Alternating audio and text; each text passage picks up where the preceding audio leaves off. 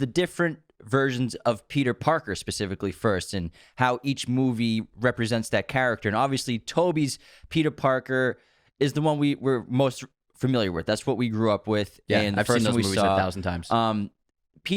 Peter in the Tobey Maguire, Sam Raimi franchise is kind of like the perfect version of Peter Parker. He's definitely like that outcast.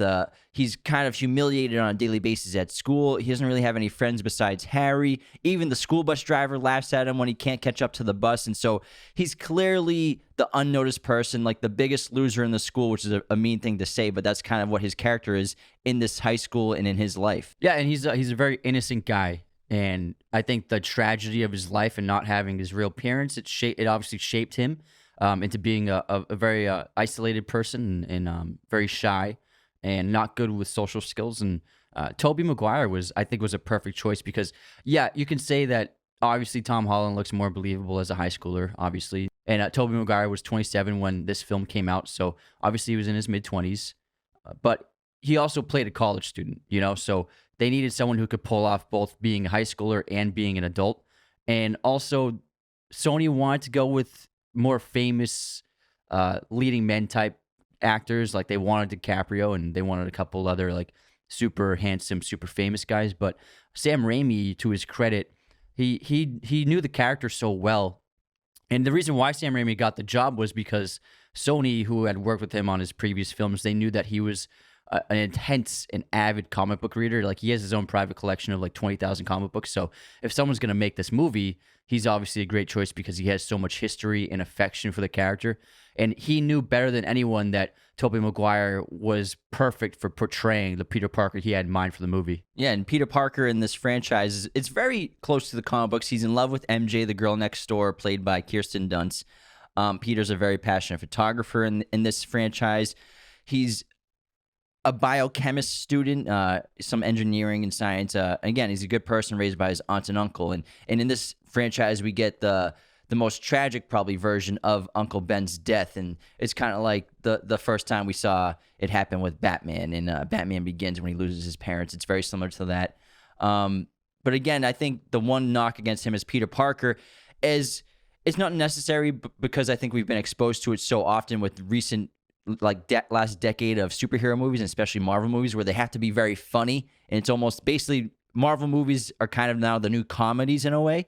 And so Tobey's Peter is probably the least funny version of the character. Not that he doesn't do very funny things. Moments, like Pizza Time in Spider-Man 2 is one of the funniest scenes I've ever seen in my life. When he's trying to do the webbing, and he's like, Shazam! But I mean, in terms of like his one-liners aren't really there like it is with Andrew specifically and Tom Holland. Yeah, and that's because the tone of superhero movies have changed, where Marvel is capitalized on. You're right. They've become the new comedies in a lot of ways. They're funnier than comedies that come out, and they tapped into the combining spectacle with comedy and drama, and that's a great winning formula, and that's why the movies are so successful.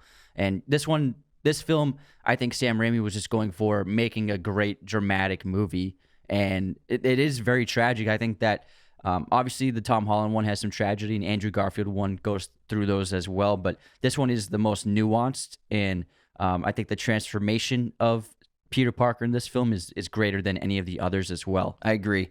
And Tobey Maguire, he's not like, he's a good-looking guy, but he's not like the chiseled leading a man Hollywood kind of like super handsome actor. He's not like Hemsworth, you know what I mean?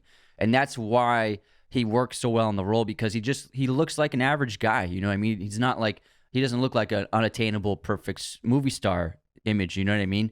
And that's what makes him relatable, because to us he's like, oh, he's just like, he looks like he's a friend of ours. Yeah, that's what we look like when we look in the mirror. We look like Tobey Maguire in a way, sort of. And then Andrew Maguire. Yes, Andy Maguire. And then Andrew Garfield was the reinvention of the character in 2012 with The Amazing Spider-Man. And I think he was 29 when he got that role. Yeah. And which was a lot older than Tobey, of course. And like, maybe for me, when I watch the Amazing Spider-Mans, he's maybe the least believable as the Peter Parker visually, because Andrew Garfield's a good-looking guy. He's got the jawline. He's a very cool. He's got the hair. He's got the hair. He's very cool looking, and he skateboards in this movie, which is also very cool. And it's kind of like takes away from the relatability and loner kind of wallflower, maybe sort of unpopular person. I know what you mean, because he's cool. He's kind of too cool in this movie. He's like, how does he not have friends? I know what you mean. Yeah. And so, not that it doesn't work, because I think Andrew's great as Peter Parker. He's the funniest version of Spider-Man, I think, in my opinion. These movies are hysterical. He captured the sarcastic, playful tone of Spider-Man, which a lot of people were waiting to see, because he's like that in a lot of the comics, where he's just like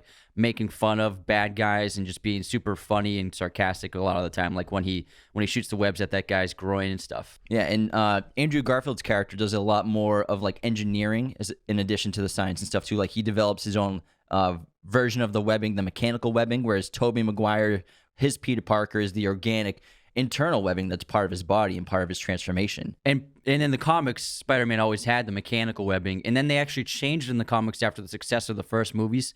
They started making new comics where Peter Parker had natural organic webbing, and fans were not happy with it, so they actually changed it back in the comics to mechanical. I actually prefer the organic one, I think, because it coincides with Tobey Maguire's problems and dilemmas he has struggling with the character of being Spider-Man and being Peter Parker throughout his story arc, which we'll get into later on. But I like the organic webbing. I think the mechanical webbing is very cool. And obviously Holland develops his own kind of synthetic webbing, which Tony Stark helps give him with the mechanism for his suit. Yeah, but I really like this aspect of the Andrew Garfield Peter Parker, because yes, the Tobey one he's very smart, and he's like when he talks to Osborn, he's super impressed that he like read his books and understood it all.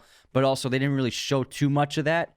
Whereas in Amazing Spider-Man, we show him actually building things, and that he is a great engineer as well. And so I think that was a great way to depict that in The Amazing Spider-Man. Yeah, you're right. The only times we get like Tobey, you're like really showing his intelligence as Peter Parker is like when he's in class or when he's having those conversations with Dr. Octavius and he's keeping up and everything. We don't see him doing too much on his He doesn't do engineering. Like in his room kind of like building stuff. So yeah, you're right. But like in The Amazing Spider-Man, Peter's room is decked out with all this like engineering, mechanical gear. So he has that door that locks itself. You know what I mean? He's very smart, and they showed that aspect to the character that they kind of missed the mark on in the first franchise. But that wasn't their tone for the first ones. Yeah, they were definitely going for an edgy tone with the Andrew Garfield version. Yeah, I mean, he's a skateboarder. Like he's super sarcastic, and I think the strength of those movies would definitely be the chemistry between Gwen Stacy and Peter Parker, because Garfield and Emma Stone had so much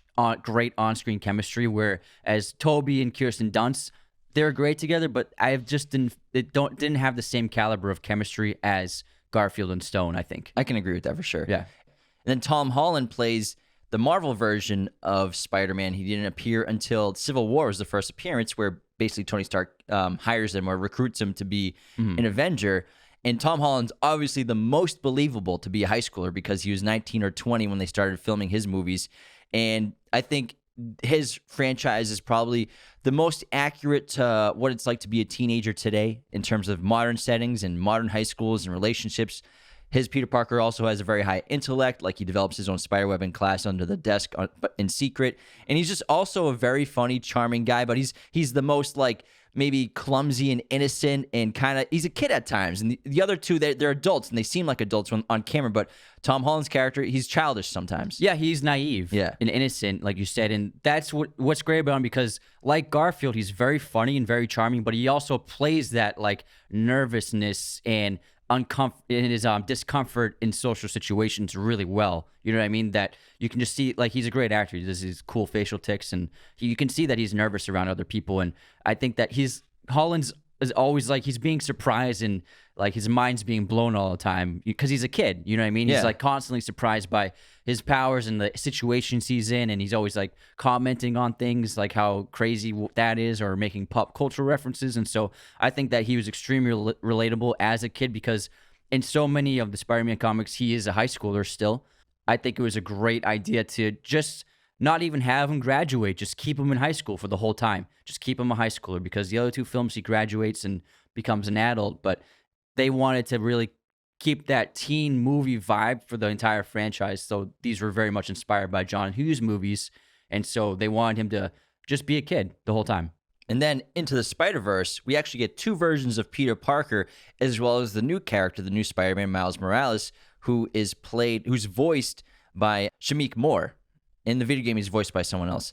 And this is a great version of Spider-Man because, of course, we get the two versions of Spider-Man, of Peter Parker, where Chris Pine plays like the hero in Miles' reality, and he's like the classic superhero, and he's the blonde hair and everything, and he's a great Spider-Man. And then we get Jack Johnson voice. Oh shit. And then Jake Johnson voices the other Peter Parker, like the washed up version of him in the other reality. Yeah. And Miles is very similar, obviously, to Peter Parker. He's basically a reinvention of the character, young, intelligent, somewhat unnoticed socially, and again, just a very good character with a great heart. And it's a very relatable story for that character, I think, for a lot of young people nowadays. And also, like, it's just a really fun movie. You have all the other Spider-Mans, like the noir Spider-Man and the Spider-Pig. And Nick Cage plays the noir one, and he's so funny. He goes, like, for, like, a Humphrey Bogart accent. And the first time, I didn't even know it was him, and then I heard him. I was like, oh, my God, that's Nick Cage. And it's a great depiction for the new Spider-Man, new generation, because they're fans of Miles Morales, and they always wanted to have him as the new Spider-Man. And there were rumors about it happening live action, but I think that going animated was a smart idea because Marvel they had to double on with Marvel. You know what I mean? Sony was like, we got to go with Marvel and make this new version of Spider-Man. So then they're still able to do their own separate thing with the animated Spider-Verse film. Thank you for watching Raiders of the Lost podcast. Hit that subscribe button and notification bell. Listen to the audio format of Raiders of the Lost podcast on Spotify, Apple Podcasts, Google Podcasts, and wherever you listen to podcasts. New episodes every Monday and Thursday. Support us on Patreon at patreon.com/Raiders of the Lost podcast.